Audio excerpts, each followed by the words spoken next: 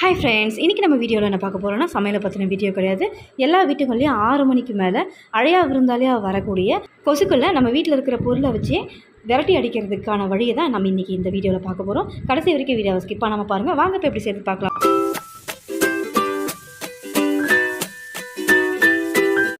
இந்த மாதிரி பானை ஒன்று எடுத்துக்கோங்க. இந்த கொசு விரட்டுறதுக்காக மட்டும் இந்த பானை யூஸ் பண்ணுங்கள், மற்ற எதுவும் செய்ய வேண்டாம். அந்த பானையில் கிட்டத்தட்ட ஒரு கைப்பிடி அளவுக்கு வேப்பிலையை காம்புலேருந்து நம்ம எடுத்துகிட்டு வெயில நல்லா காய விட்டுக்கோங்க. சாயங்காலம் 6 மணிக்கு போட போகிறீங்கன்னா காலையில் நல்லா உணர்த்துட்டிங்கன்னா நல்லா கிறிஸ்பாக அந்த வேப்பிலை நல்லா காஞ்சி வந்துடும். அதை ஒரு கைப்பிடி அளவுக்கு இந்த பானைக்குள்ளே சேர்த்துக்கோங்க. அடுத்து பிரியாணிக்கு யூஸ் பண்ணுற பிரிஞ்சி இலை ஒரு 6-7 எடுத்துக்கோங்க. இது நல்ல வாசனை கொடுக்கும்.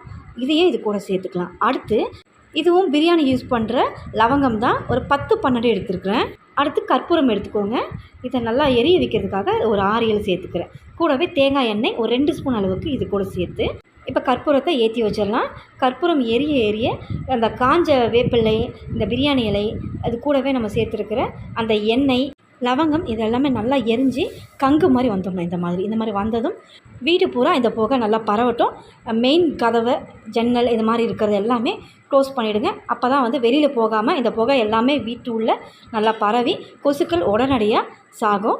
கொசுக்கள் விரட்டுறதுக்கு யூஸ் ஆகாது, இது சாகிறதுக்கு யூஸ் ஆகும். அப்படின்னும் போது அடுத்தடுத்து உற்பத்தி ஆகாது, கொசுக்கள் அடுத்தடுத்து குறைய ஆரம்பிச்சிடும். உங்கள் வீட்டில் அதிகமான கொசுவாக இருந்தால் 2 நாளைக்கு ஒரு முறை இதை போட்டுக்கோங்க. கொசுவத்தி காயில் லிக்யூட்லாம் யூஸ் பண்ணிங்கன்னா நிறைய பேருக்கு அலர்ஜி பிரச்சனை வரும். இப்படி புகை போடும்போது அலர்ஜி பிரச்சனையே வராது. இப்போ இந்த நெருப்பு அடங்கி புகையெல்லாம் அடங்கின பிறகு உங்களுக்கு இப்போ நான் காட்டுறேன் பாருங்கள். சுத்தமாக எரிஞ்சிருச்சு. இப்போ கொசுக்கள் அங்கங்கே விழுந்திருக்கு பாருங்கள், உங்களுக்கே தெரியும். கண்டிப்பாக நீங்கள் ட்ரை பண்ணுங்கள், ரொம்பவே யூஸ்ஃபுல்லாக இருக்கும். இந்த வீடியோ பிடிச்சிருந்தா என்னோட சேனலை மறக்காமல் சப்ஸ்கிரைப் பண்ணுங்கள். ரொம்ப பிடிச்சிருந்தா லைக், ஷேர் பண்ணுங்கள். தேங்க்ஸ் ஃபார் வாட்சிங்.